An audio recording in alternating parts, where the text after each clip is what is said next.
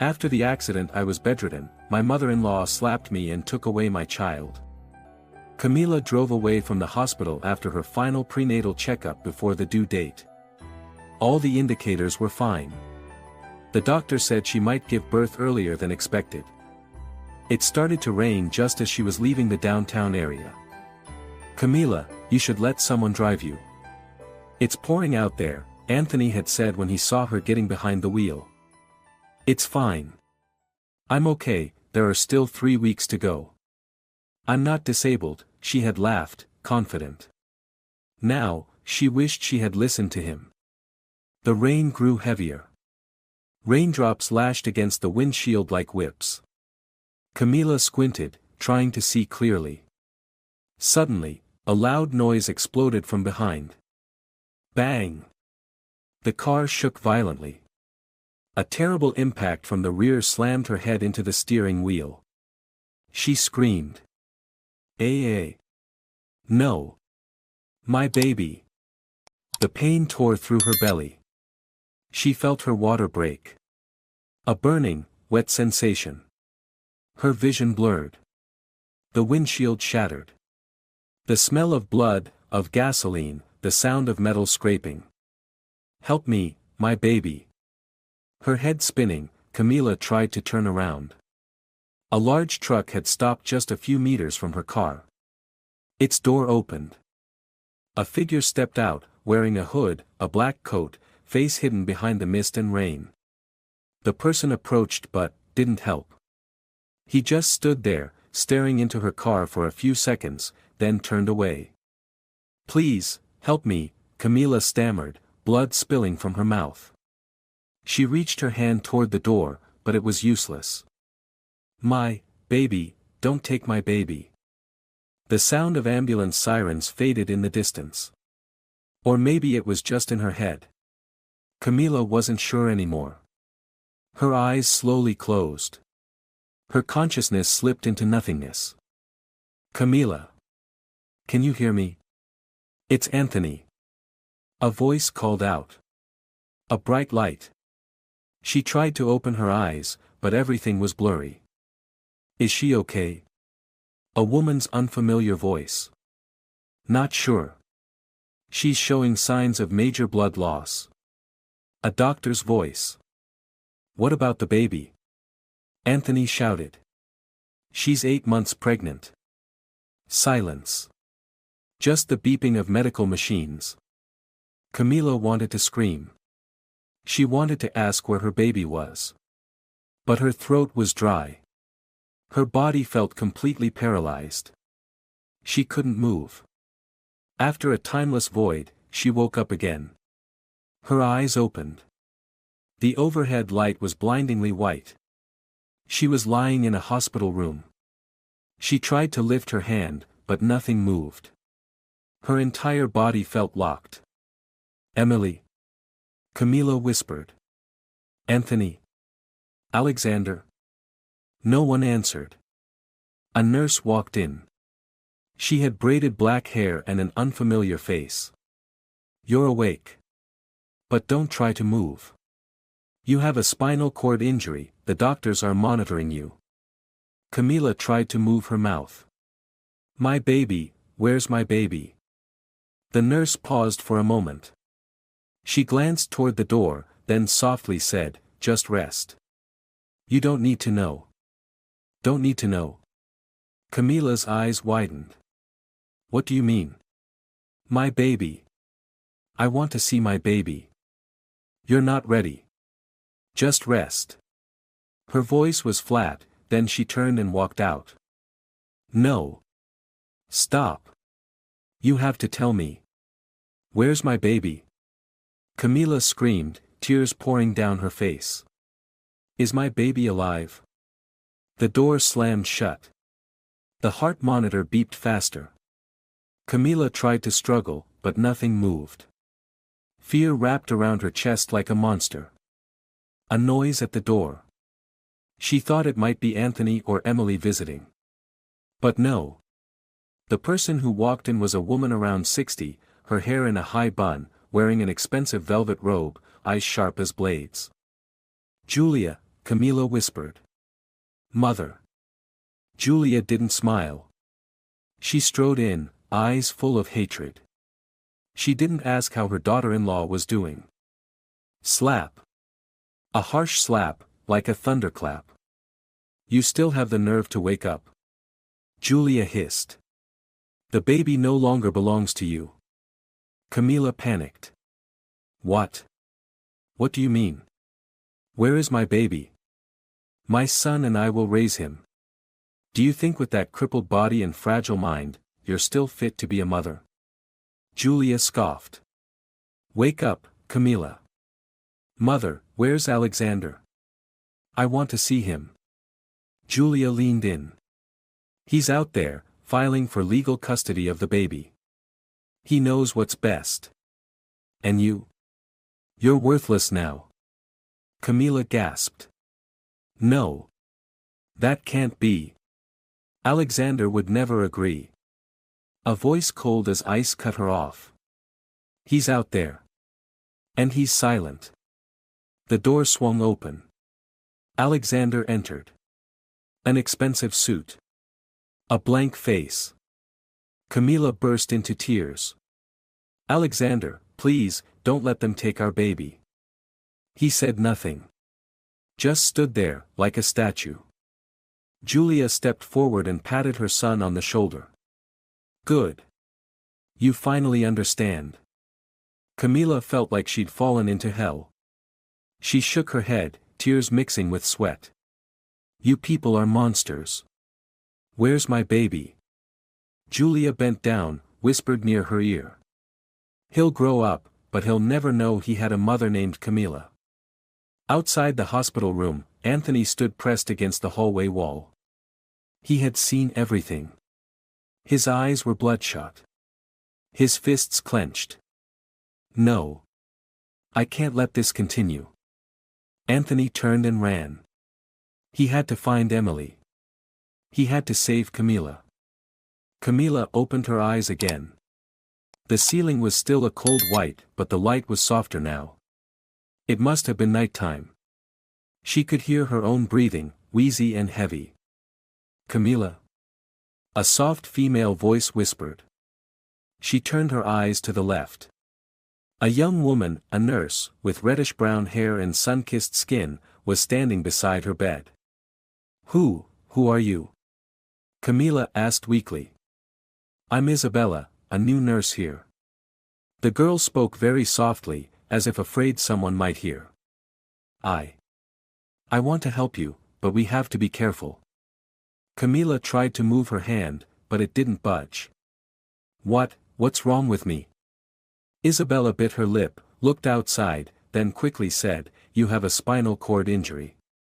The doctors say you're temporarily paralyzed. But, about the baby. Camila held her breath. Where is my baby? Isabella hesitated. They said he's being cared for elsewhere, Anne. And what? Camila screamed. I'm his mother. I have the right to know where he is. Footsteps echoed in the hallway. Isabella flinched. I have to go. But I'll be back. Don't trust anyone, especially Julia. She left quickly. Camila tried to call after her but couldn't. Her chest felt crushed. The next time she woke up, Emily was there. Camila. Emily's voice cracked. Oh my God, I thought you. Camila teared up. Emily, where's my baby? Emily held her hand. They wouldn't let me see him. Your mother-in-law hired lawyers, saying you're unfit to raise a child. Camila was stunned. But I'm his mother. No one has the right. Emily nodded. I know. But Julia is cunning. She claimed you're suffering from severe depression, and with this injury, the baby might be in danger. Camila breathed heavily. Where's Alexander? Does he know? He knows. But he's doing nothing, Emily gritted her teeth. He's standing beside his mother like a shadow. No. Alexander wouldn't, Camila shook her head, tears falling. Emily pulled a stack of papers from her bag. They want you to sign a document giving up custody. If you don't, they'll take it to court, citing the baby's safety. You weren't even awake, but their lawyers got everything ready. They're monsters, Camila trembled. My baby, he's just a child. The door burst open again. Julia entered with Alexander. Hello, Camila. Awake now? Julia said, her tone even, like an old schoolteacher. Seems your health's not so bad after all. Get out. Camila shouted. You have no right to be here. Julia didn't flinch. I'm the baby's grandmother. I care more about him than I do this sickly body. Alexander stood behind his mother, avoiding Camila's eyes. Alexander. Camila cried out. Say something. How can you let your mother do this? He looked at her for a few seconds, then turned away. Julia laughed. See? He knows you're not fit. A mother who can't even care for herself can't raise a child. Camila screamed, I'm still conscious. I can recover. You have no right. Julia pulled out a folder. This is the form to relinquish guardianship. Sign it. The sooner the better for everyone. Camila stared at the paper. I won't sign. Do whatever you want. I'll sue. Julia smiled. You have no lawyer, no health, no one who believes you. Who will stand up for you? I will. Anthony's voice rang out from the hallway. She has me. Julia spun around in shock. Anthony walked in, eyes blazing. Who are you? Julia asked, annoyed. Anthony Rayner. Camila's best friend. And the one who won't let you destroy her life. Alexander stepped forward. You have no right to interfere in my family's matters. Anthony stared him down. Family? This is daylight child theft. And I'll testify to everything I saw. Julia scoffed. You think your word holds more weight than a doctor, a husband, and a grandmother? Anthony stepped closer to Camila, taking her hand. Don't sign. I'll call a lawyer. Emily and I won't let them steal your baby. Julia glanced at Alexander, then growled, fine. But don't blame me when you pay dearly for your stubbornness. After they left, Camila broke down in sobs. Anthony, thank you. Camila, you're not alone. Emily and I are here for you. But you have to stay strong. I'm scared, Camila shook her head. I can't move. I have nothing. You have us, Anthony said firmly. And you have the truth. We'll uncover it. That night, Isabella snuck back in. Camila. I have something to tell you. What is it? Isabella looked around, then whispered, I saw Julia talking to the head OBGYN doctor. There was an envelope, money. Camila was stunned. Are you sure? I'm sure. I didn't hear what they said clearly, but afterward, the doctor rushed to fill out the file. I suspect they altered the birth records. Camila clenched her hand. Can you help me? Isabella nodded. I'll try to check the cameras. But I have to be careful. If they find out I'm helping you, I'll lose my job. Thank you so much. The next morning, Emily arrived looking worried. Camila, they're pushing harder. Alexander wants to take the baby to another city to live with Julia. No. I won't allow it. Anthony's meeting with a lawyer named Daniel. He's handled complex custody disputes before. Camila bit her lip. Tell Daniel. I'm ready to fight. Even if I'm paralyzed for life, I won't let them raise my child like a stolen object. Emily smiled. That's the Camila I know.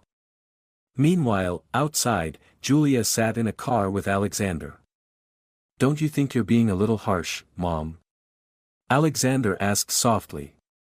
Julia took a sip of tea. Harsh as letting a weak woman raise my grandson.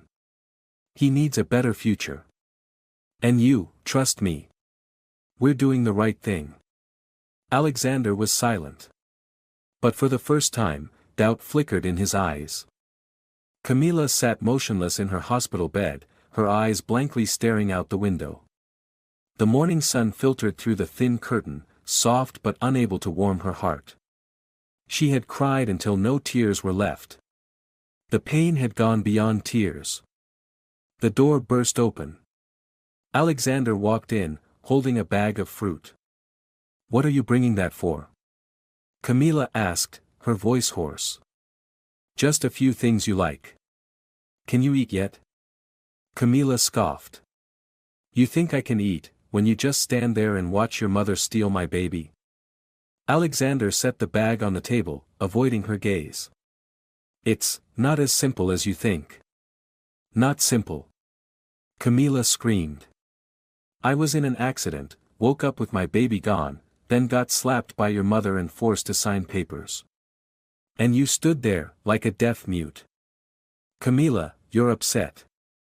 "Damn right I'm upset. Because I'm the mother. And you? You're a coward hiding behind your mommy's skirt." Alexander clenched his jaw and looked away.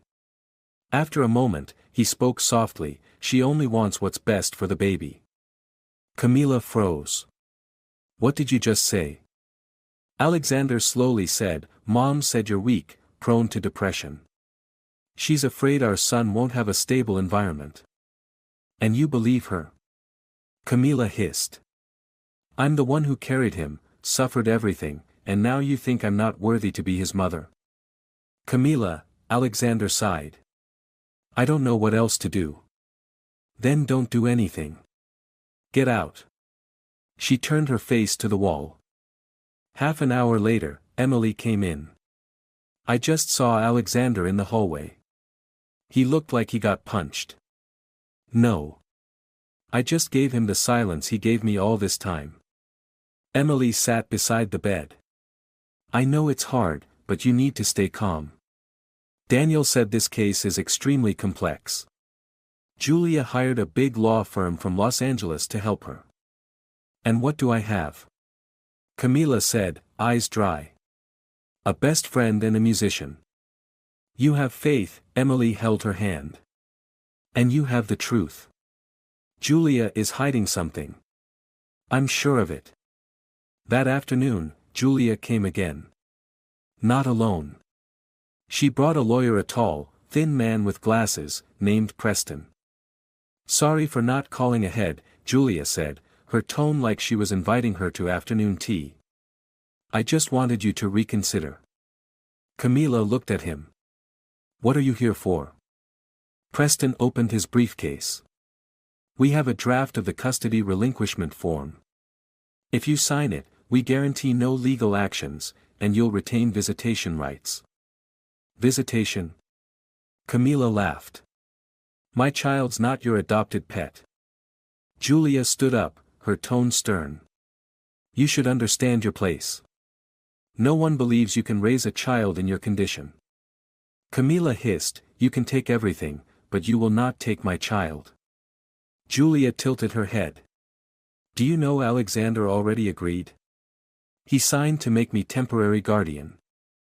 "No, that's not possible." Preston handed her a paper with a signature. Camila looked at it, and her heart dropped into a pit. That night, Anthony came. He sat beside her bed, holding his familiar guitar. "I don't know how to help except play music. But if you want me to smash this guitar over Alexander's head, I'm in." Camila laughed, but the tears came again. "Anthony, do you see?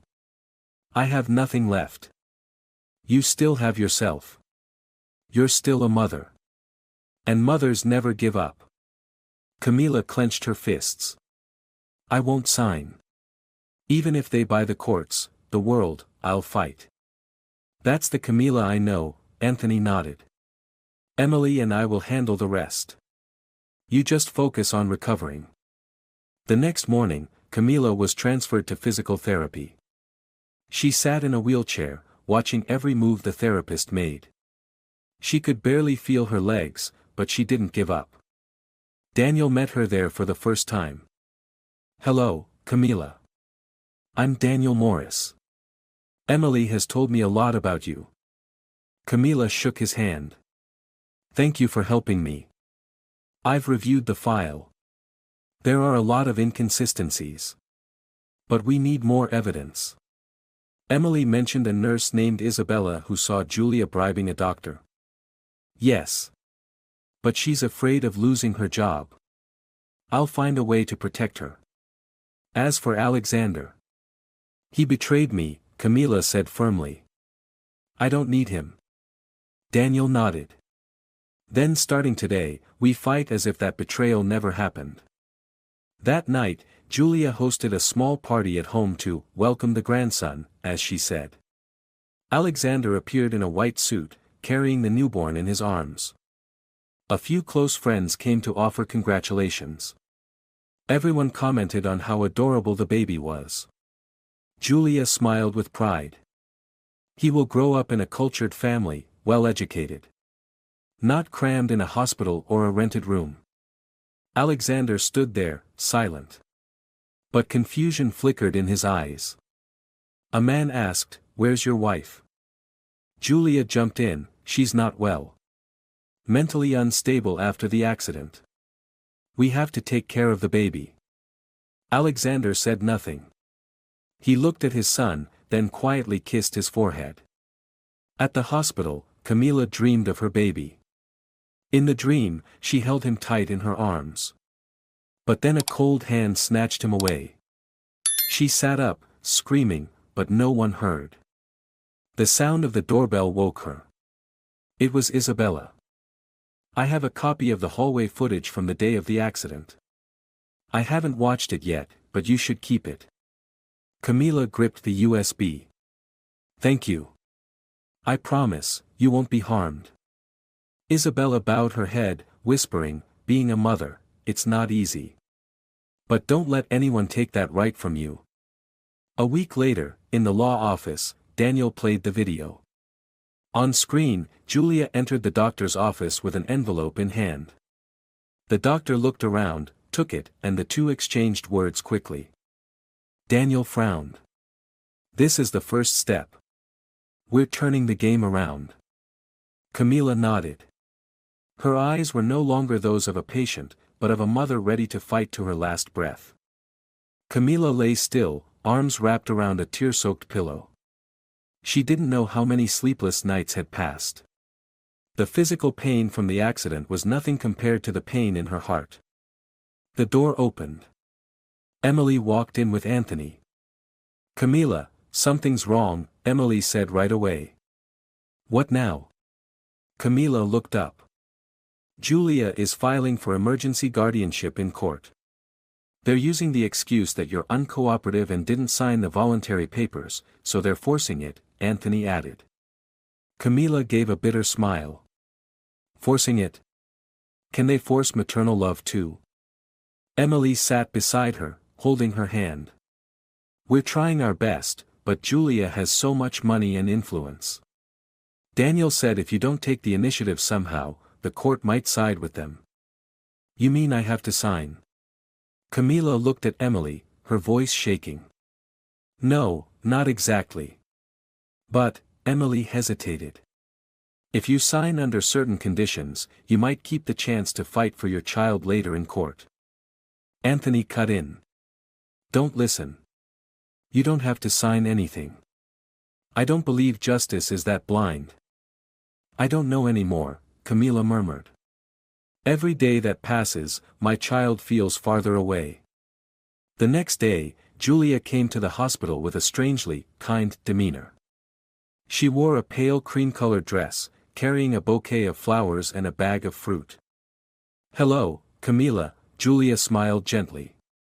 "I brought you some fruit, to help you recover." Camila didn't reply.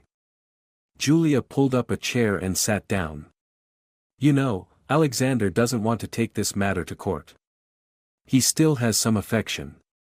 But if you keep being stubborn. Get to the point. You didn't come here to talk about family. Julia placed a stack of papers on the small table by the bed. This is the agreement to give up custody. But I'm not heartless. I added a clause, you'll have the right to visit once a month. Camila laughed bitterly. Are you pitying me now? Julia looked her straight in the eyes. No. I'm giving you a way out. You don't have a strong lawyer, you have no money, no health. If this goes to court, you'll lose and you'll never see your child again. You're threatening me. Julia replied slowly, I'm telling you the truth. Camila stared at the paper, then said each word with clarity, I will not sign. Julia sighed and stood up. If you want to lose everything, be my guest. But don't say I didn't warn you. The next morning, Daniel arrived at the hospital with a stranger. Camila, this is Mrs. Margaret Lewis, a psychologist who has worked in many custody cases. She's here to assess your mental capacity. Camila nodded. They're planning to use psychological records against me. Daniel nodded. Yes. But if Margaret determines that you're mentally fit, it will give us an advantage. Margaret sat down and smiled. Hello, Camila. I'll just ask a few simple questions, okay? Yes, Camila answered. Do you know what day it is today? April 21st. Who is the current president?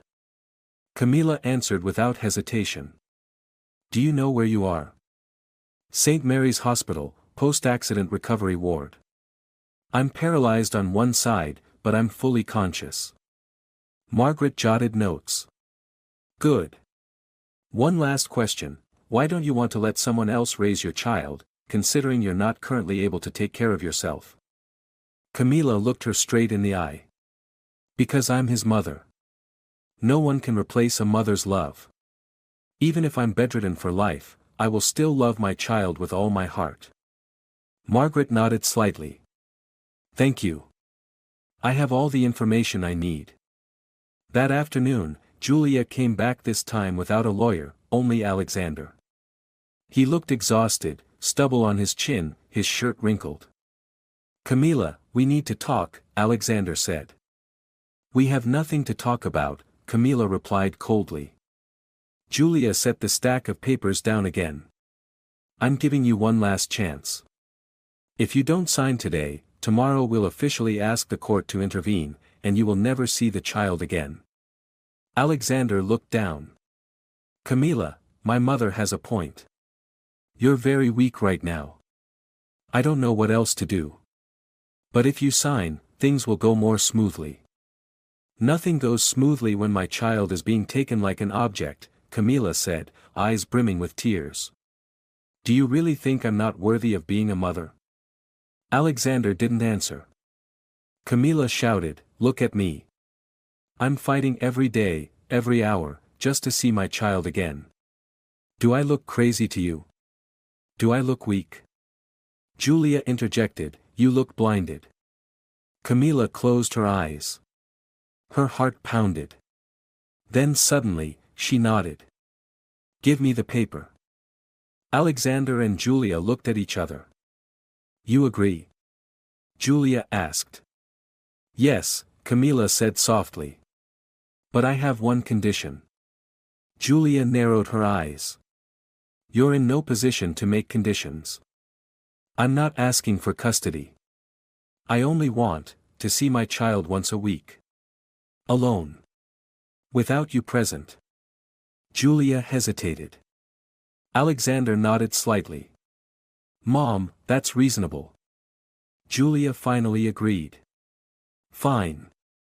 But if you cause trouble, I'll cancel the agreement. Camila took the pen, her hand trembling. Her vision blurred, the words on the paper danced before her eyes. She took a deep breath and signed. Camila Rivera. Julia snatched the paper with a triumphant look. Good. You finally know your place. Camila said nothing. She turned her face to the wall as tears spilled down. Emily ran in just after Julia left. You really signed? Camila nodded, her eyes dry. I lost. But I didn't lose my child. I'll see him again. Anthony came in, too. You didn't lose. You're just stepping back to gain momentum. Emily and I will find the evidence. Julia won't win forever. Camila clenched her fists. I don't believe Julia can manipulate everything without leaving some kind of crack. Daniel showed up soon after. We have some good news. Margaret determined that you are completely mentally fit, with full cognitive and parental responsibility. Camila sat up. Really? Yes. And the hospital surveillance video is now being processed by our legal team. We may finally have hope. That night, at Julia's mansion, she made a phone call. Yes, Attorney Preston. She signed. Now we can move the boy to Miami as planned. Alexander overheard and stepped in. What did you say? Miami? Julia hung up. Oh, it's a place with good schools for the boy. But, what about the promise to let Camila see him? Julia turned, her gaze icy.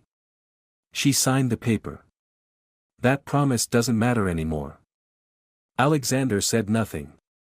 But inside him, for the first time, a seed of doubt began to grow. Tuesday morning, the sunlight came softly through the glass windows, but Camila no longer felt its warmth.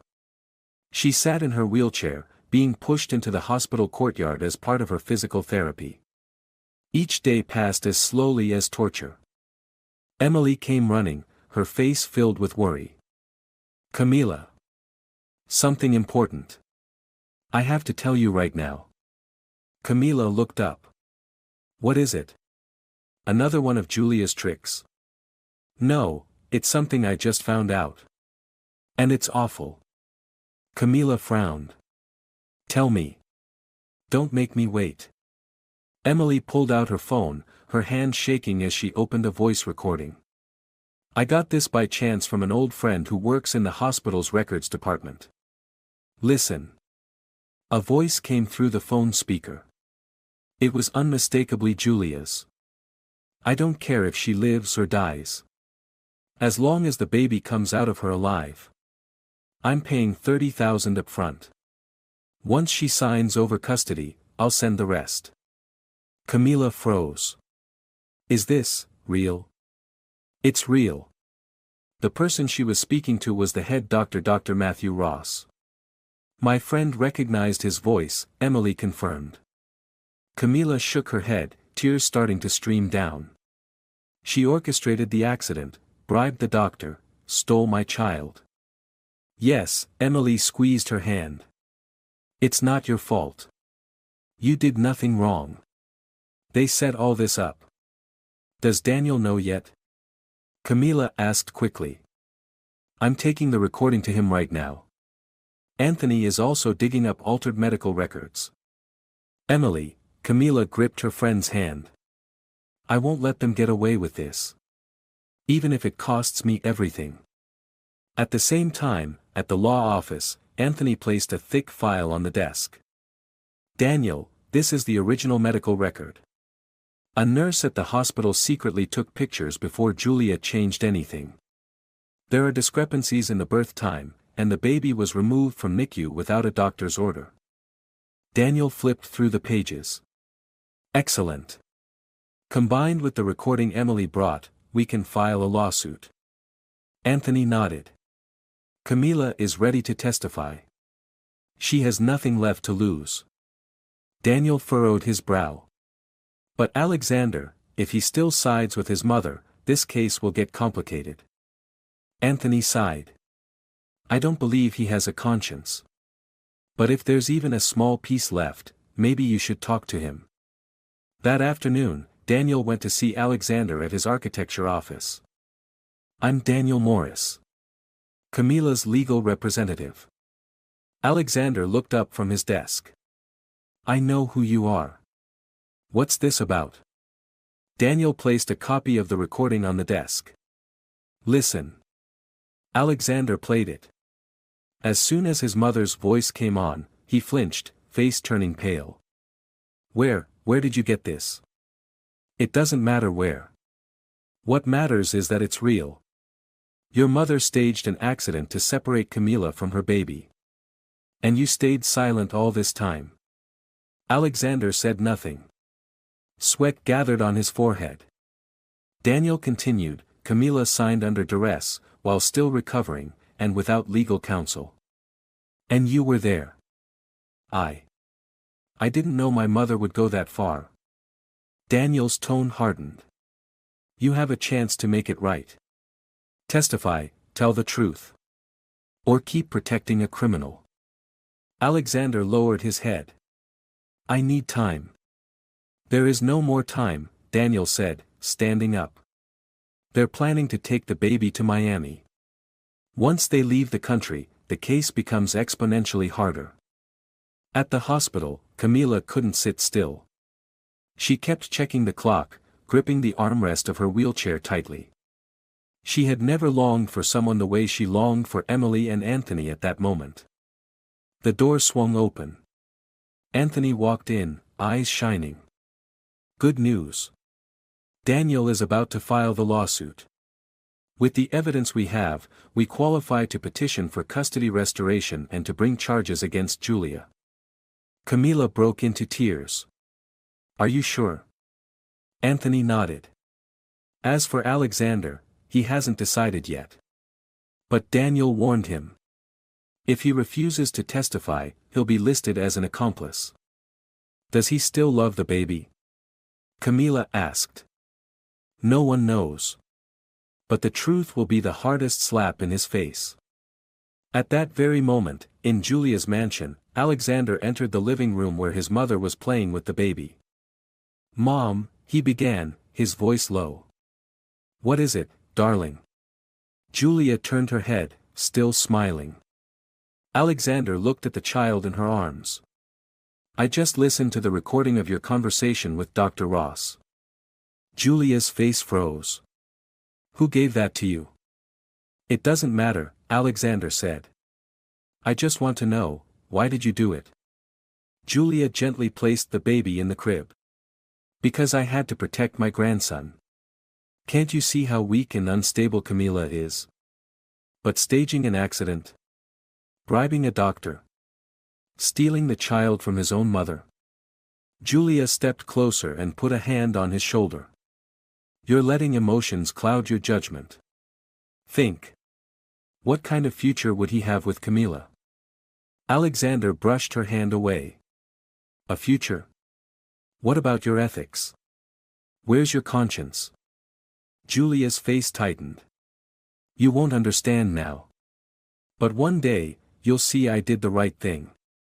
Alexander stood in stunned silence. In that moment, he realized the role he had played in all of it was unforgivable. Late that night, Daniel's phone rang. It was Alexander. I'll testify. Daniel paused for a few seconds. Are you sure? I want to make things right. At least for my son. The next day, Emily delivered the news to Camila. She broke down sobbing and threw her arms around her best friend. I thought I'd really lost my baby. Emily whispered, we're about to bring the truth into the light, Camila. It's coming. Anthony walked in from the hallway holding a small bouquet. What kind of flowers are those? Camila asked, her voice cracking. White chrysanthemums. For purity and justice, Anthony smiled. It's almost your time to bloom. Elsewhere, Julia called Attorney Preston, her voice tense. We have a problem. Alexander flipped. Preston replied, I'm preparing a counter-strategy, but if they file first, we'll be at a disadvantage. Julia gritted her teeth. Do whatever it takes. I won't lose. Camila sat in front of the mirror, brushing her own hair. It had grown longer. Her hands, though weak, trembled with determination. My love, she whispered, staring at an old ultrasound photo in her hand. I'm bringing you home. I promise. Camila, The first hearing is scheduled for next Thursday, Daniel announced as he entered her hospital room. Camila set her cup down quickly. How prepared are we? We have the voice recording, the original medical records, the video, Alexander's testimony. But Julia won't be easy to take down. She's hired one of the biggest law firms in Los Angeles, and she's bribing people involved, Daniel said quickly, unable to hide his concern. I told you, Emily chimed in. She's got connections everywhere. But Camila is not alone. Anthony stepped in behind her, his voice firm. We don't need an army. Just the truth. And you're the one who holds that truth. Camila nodded slowly, eyes sharp. I won't let my child grow up in the hands of someone like Julia. I'd rather die than give up. Daniel nodded. Good. Now, you need to prepare yourself mentally. Court won't be easy. Their lawyers will try everything to make you lose composure. What do you think they'll target? Camila asked. The accident, your postnatal psychological state, depression, emotional instability. They may even claim you were suicidal, Daniel answered bluntly. Anthony clenched his fists. If they try that, I'll testify. I've seen her all this time stronger than anyone. Camila gave a faint smile. Thank you, but I don't need pity. I just need one chance. 3 days later, Camila was brought to the courtroom in a wheelchair. Julia's side was already seated her, Attorney Preston, 2 representatives from Santos and Leon law firm, and a strange man Dr. Ross. He really dared to show up. Camila whispered. Daniel nodded. And he'll deny everything. But we're ready for that.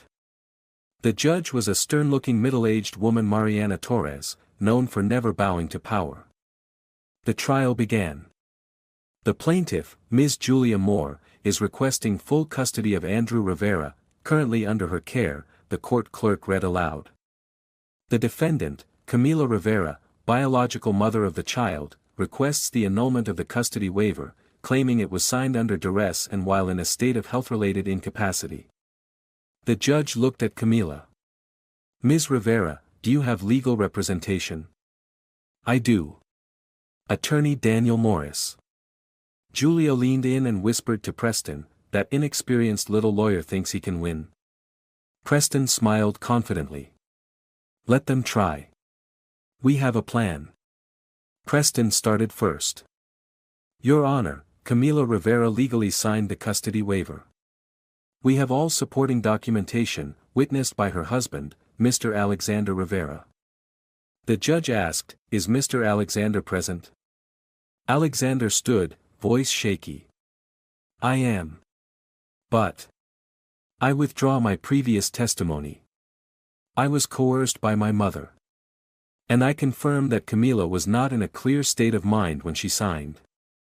Julia turned to her son, eyes wide. You're betraying your mother. Alexander looked at her, voice calm. I'm betraying a crime. The courtroom fell silent. Preston tried to recover. The court cannot accept a sudden reversal of testimony without evidence. Daniel stood. We have a recording of a phone call between Mr. Alexander and myself in which he confirms coercion. Additionally, we have an audio recording of Julia Moore bribing Dr. Matthew Ross. Preston jumped up. Objection. Evidence is not verified for legality. The judge raised her hand. Present it. I'll make the determination. Daniel submitted the USB and the documents. The room was quiet for several minutes. Judge Mariana Torres played the recording. Julia's voice rang out clearly. I don't care if she lives or dies. As long as the baby comes out of her alive. Julia lowered her head, but her lips remained tightly pressed. The judge turned to Dr. Ross. Do you have anything to say? Ross wiped the sweat from his forehead. I was under pressure. I didn't want to lose my job. Did you or did you not receive money from Ms. Julia? Yes. Ross bowed his head. A gasp rippled through the courtroom. Julia shouted, "Everyone is weak. I only did what was right." The judge's voice boomed. "Ms. Julia Moore, keep order. Or I will have you removed from this courtroom." Julia collapsed into her seat, her face ghostly pale. Daniel stood up. "Your Honor, Camila did not sign the custody waiver under lawful conditions. She was half paralyzed, in a state of shock, and had no legal representation. Furthermore, the plaintiff used illegal means to obtain guardianship." Preston tried to counter, "We have proof that Camila had prior psychological issues." "False," Daniel snapped. "We have an assessment from psychological expert Margaret Lewis, confirming Camila is fully stable." The judge asked the clerk to read the report. After a few moments, she nodded. "Very well. I'll hear from Ms. Camila." Camila wheeled herself forward. Her voice was slow but firm. "I'm the mother. I carried my child for 9 months and 10 days. I woke up after the accident, and my child was gone. I was forced to sign papers while I couldn't even sit up. Julia never once asked me how I felt.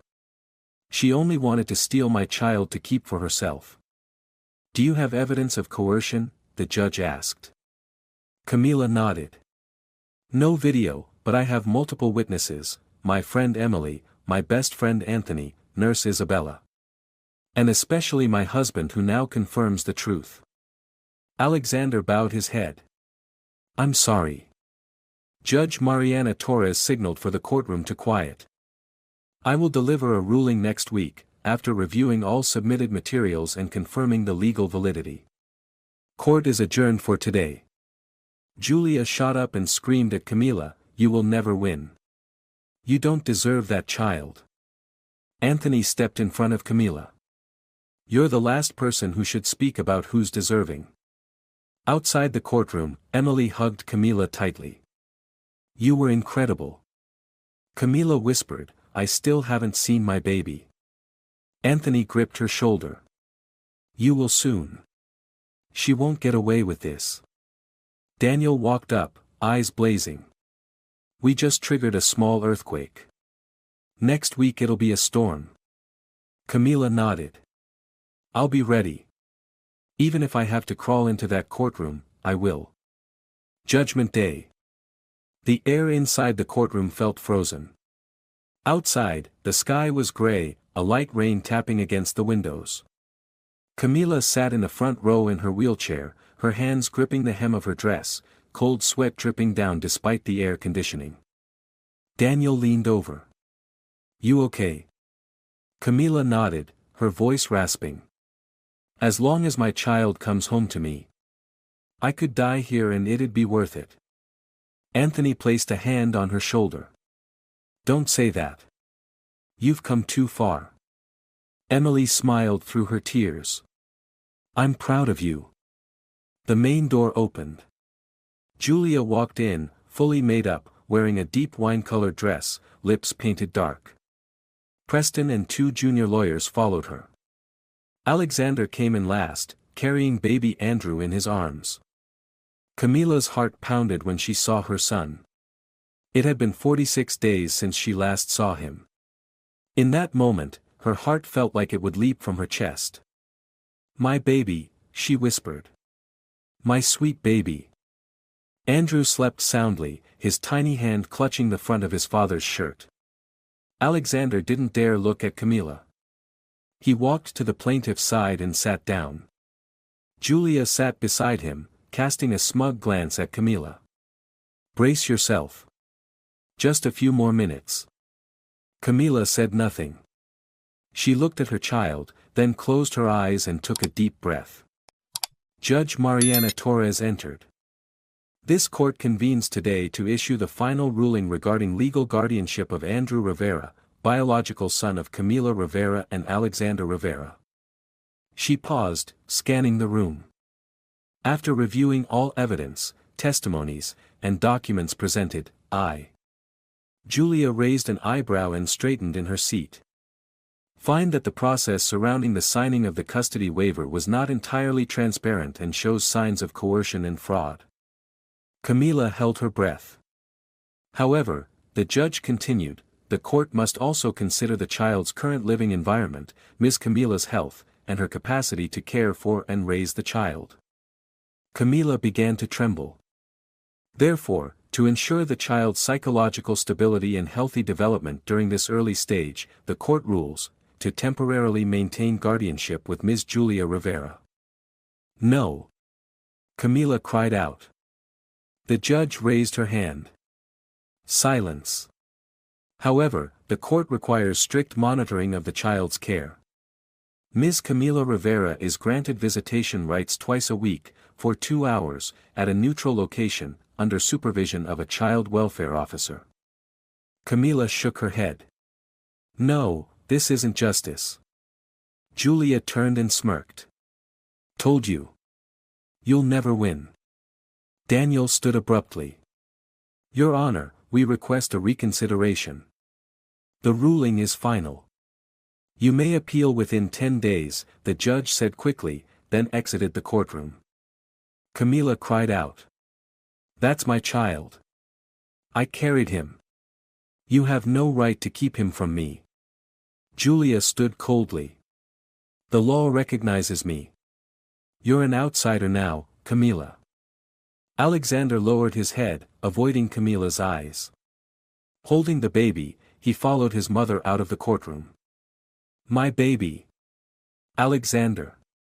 Stop. Camila screamed. Daniel held her back. Camila, stay calm. You'll ruin everything. Anthony clenched his fists. I have to do something. I can't just stand here.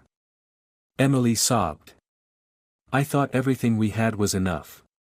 Why is the court still siding with her? Camila trembled, then collapsed into her wheelchair, her arms limp. I don't want to live anymore. That evening, Camila sat alone in her hospital room. She didn't eat, didn't sleep, just stared out the window. Rain poured heavily outside.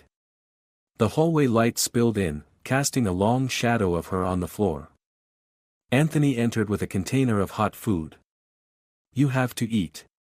You can't let yourself waste away. You don't need to worry, Camila said softly. I've lost my baby. Anthony sat beside the bed. You haven't lost. This is only temporary. Daniel is filing an appeal. And what if it's the same next time? Camila asked. And the time after that? How many times do I have to prove I'm worthy to be a mother? As many times as it takes for you to win. Camila shook her head. I don't have the strength. You once said you'd crawl to court if you had to. Have you forgotten? Anthony looked her straight in the eye. That was before I saw my baby carried away like an object. Her voice cracked. Do you know what that feels like? Wanting to grab him, hold him tight, and not being able to move. No. But I know you can't give up. Camila stayed silent. The next morning, at the mansion, Julia held Andrew in her arms. She looked down at the baby and smiled with satisfaction. My grandson. You'll be the pride of this family. No stains. No weak mother. Alexander stood nearby, his eyes blank. Do you really think you'll keep this secret forever? Julia looked at her son. Who do you think they'll believe? Someone like Camila? Or me? I'm starting to believe her, Alexander whispered. Julia scowled. Don't go soft. It's done. Don't ruin it now. Alexander nodded, but a different light had appeared in his eyes. The following day, Camila got to see her son for the first time at a supervised visitation center. Andrew was brought in by a social worker, Ms. Bethany Myers, an older woman with a gentle demeanor. Hello, Ms. Camila. I'll be overseeing today's visit. Camila nodded, hands trembling as she reached for her child. The moment the baby was in her arms, tears streamed down her face. My baby, It's Mommy. Andrew stirred, then opened his eyes and looked at her. A wave of familiarity washed over them both. Camila's heart exploded with emotion. Bethany smiled. He recognizes you. Camila didn't say a word. She only held her son tight, afraid time would run out too soon.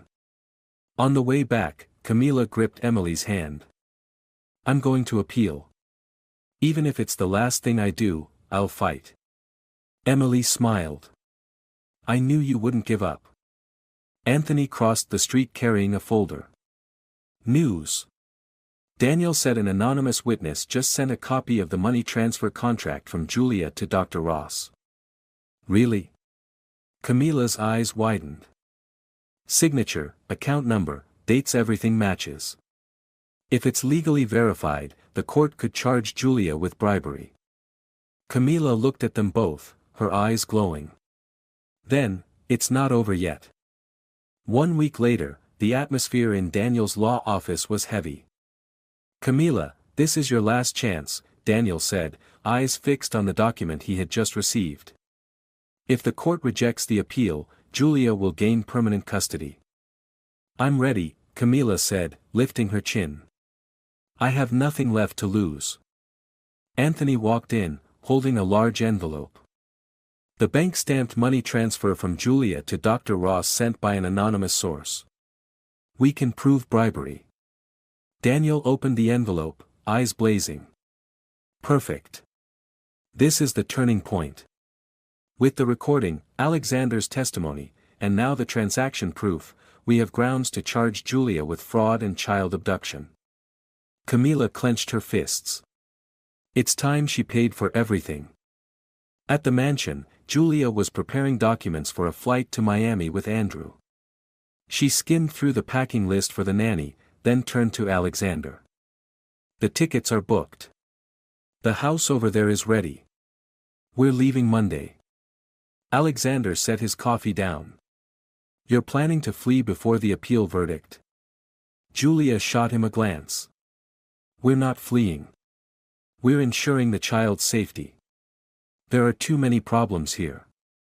I don't agree. You don't have the right to stop me. Alexander stood up and looked her straight in the eyes. I'm his father. And I won't let you take him. Julia scoffed. You think Camila has a chance? A woman in a wheelchair, a broke musician, and a small-town lawyer? And what are you? Alexander growled. A manipulator, a liar, a woman who stole another's child. Julia stepped forward and slapped her son across the face. You owe me everything. Without me, you'd be nothing. Alexander said nothing but his fists clenched at his sides. The next morning, the appellate hearing drew the attention of the media. Several journalists had already caught wind of the bribery accusations against Julia Moore. Camila arrived with Daniel, Anthony, and Emily. She sat poised in her wheelchair, her face calm. Judge Mariana Torres once again presided. Today's appeal hearing will re-examine the custody case of baby Andrew Rivera. The defense has submitted new evidence, including financial documents and witness statements. Preston sat across from them, his face tense. Julia remained composed, but her eyes were sharp and calculating. Daniel began. Your Honor, we present verified proof that Julia Moore transferred $60,000 to Dr. Matthew Ross, in 2 installments, one before and one after Camila signed away custody. The judge flipped through the documents. Signatures, account numbers, and transaction dates all match. Verified by the bank. Julia remained silent. We have also summoned a new witness, Ms. Lucy Parker, the bank employee who processed the transactions. A brunette woman entered, holding a folder. I confirm the sender was Julia Moore, and the recipient was Dr. Matthew Ross. The transaction was completed in person at the downtown Los Angeles branch. What was the purpose of the transfer? The judge asked. Lucy hesitated, but then said clearly, the note on the transfer read, "Thank you for the medical cooperation." Whispers began to spread through the courtroom. Daniel continued, this is clear evidence of bribery and attempt to manipulate medical outcomes and rob Camila Rivera of her motherhood. Julia jumped to her feet. It was just a thank you. I didn't bribe anyone. The judge slammed her gavel. Order in the court. Preston scrambled to respond. Your Honor, even if there was a payment, we can still prove Camila is unfit to care for the child. We have another witness, Daniel said. Nurse Isabella Morris, who personally witnessed Camila's recovery and her dedication to caring for herself and preparing to care for her child. Isabella stepped in, hands trembling but eyes steady. I saw Camila every day. She worked hard at physical therapy, learned how to use her wheelchair, and studied childcare skills. No one has the right to say she can't be a mother. Camila began to cry. Anthony squeezed her hand. You hear that? During the recess, Julia pulled Alexander into the hallway. What did you do? You're the one who sent the file, aren't you? Alexander didn't answer. He looked straight at her and said quietly. I'm just correcting my mistakes. I used to be afraid of you, thought you were doing what was best. But now, all I see is someone terrifying. Julia let out a bitter laugh. I gave you everything. And took away everything I loved, Alexander said, stepping back. I'll testify if I have to. At the end of the session, the judge stood. After reviewing all records, evidence, witness statements, and the nature of this case, the court hereby rules. Camila gripped her hands tightly. Her whole body trembled. To annul the custody waiver signed by Camila Rivera. Julia went pale. And to return full legal custody to the biological mother Camila Rivera. Applause erupted from the audience. Emily burst into tears and threw her arms around Anthony. Daniel exhaled and rested his head on the table. Camila sobbed aloud. My baby, my child. The judge continued, Ms. Julia Moore will be summoned for investigation regarding acts of bribery and unlawful interference in a custody matter. Julia screamed, I didn't do anything wrong. I just wanted to protect my grandson. Alexander turned away, not looking at his mother again. After the hearing, Camila waited in a private room. The door opened. Alexander entered, holding Andrew. The baby was still peacefully asleep. He stepped closer and placed the child in Camila's arms. She looked at her son, trembling hands wrapping around the tiny body. Hello, baby. It's mommy. Alexander whispered, I'm sorry. For everything. Camila didn't respond. She simply bent down and kissed her son's forehead, tears falling onto his cheeks. Anthony stood outside, watching through the glass. Emily walked up beside him. She got her baby back. Anthony quietly replied, she got herself back too. 1 week after the court's ruling, Camila was officially discharged from the hospital. She wore a soft floral dress, her hair tied back, still tired but her eyes held a new light, the light of a mother who had reclaimed her child and her justice. Anthony pulled up in the car, door already open. Hello, Super Mom, he smiled. Camila laughed. You're starting to sound like a soap opera. Well, your life just outdid any drama I've ever seen. Anthony winked, loading her bags into the trunk. Get in. We've got somewhere special to go. What is it? Camila tilted her head. Wait and see. No spoilers. When the car stopped, in front of her stood a small house in the suburbs, green lawn, old wooden swing, white picket fence. What is this? Camila asked, amazed. Anthony opened the door. This house belonged to my aunt. She passed 3 years ago. The deed's still in my name. Now. I'd like you and Andrew to stay here, for as long as you need. Camila's eyes widened. Are you serious? There's nothing more valuable than your smile, and your son's laughter, Anthony said softly. This house needs warmth. I think you'll bring it. Camila didn't know what to say. She simply squeezed his hand and whispered, "Thank you." That night, in the new house, Camila carried Andrew around the yard. Emily arrived with Daniel, both of them bringing a carload of baby supplies. "Oh my God, he's so adorable." Emily squealed when she saw baby Andrew. Daniel chuckled. "This case reminded me why I became a lawyer." Camila laughed. "To help people being crushed by those with money?" "Exactly," Daniel nodded. "And this time, I feel like I didn't just win, I was right." "What about Julia?" Anthony asked. "Any news?" Daniel's face turned serious. "The police are investigating. She's being held for questioning on charges of bribery, legal obstruction, and child abduction." Emily frowned. "And Alexander?" Camila spoke softly, "He called me yesterday. Just said one thing, I hope you and our son are happy. That's it." Anthony looked down. "At least, he feels ashamed." The following week, Camila officially began physical therapy at the local rehabilitation center.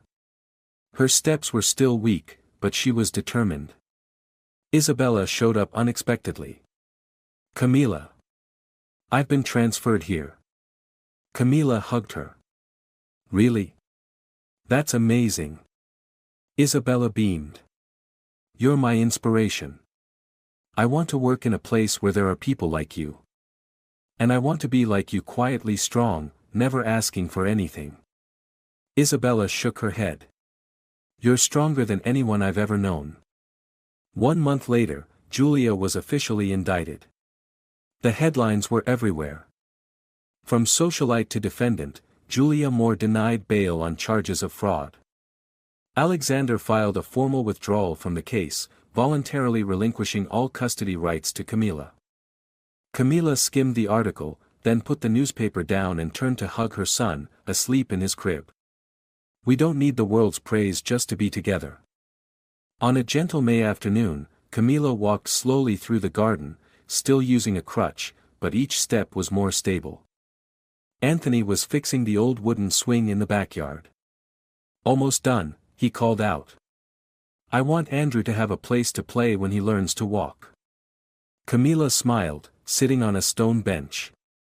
"You've done so much for the two of us."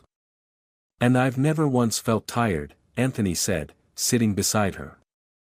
"Maybe I like this feeling too much." Camila was quiet for a moment. "You've never asked about our future." Anthony shrugged.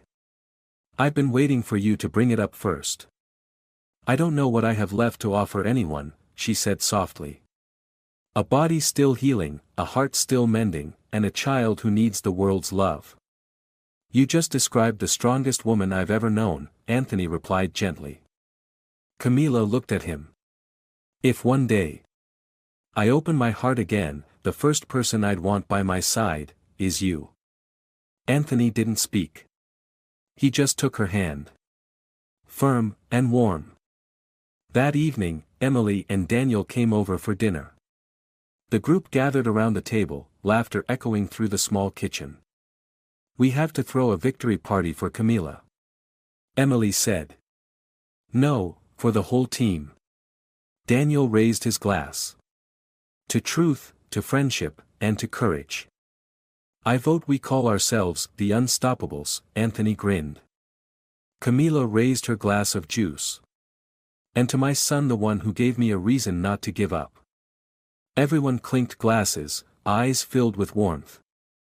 The next morning, Camila woke up early. Andrew was still sound asleep. She rose from bed without her crutch. Step by step, she walked out to the porch. The early wind blew gently, and the old wooden door creaked. She looked up at the sky, her fingers brushing the faint scar on her left wrist, a reminder of the brutal crash that had almost taken everything. "Thank you," she whispered. "Thank you for giving me a second chance." Anthony stepped outside, still in pajamas, hair messy. "Are you having a deep conversation with the universe?" Camila smiled. "No. I'm just thanking fate, for not letting me die. Anthony stepped closer and took her hand. And for bringing you here.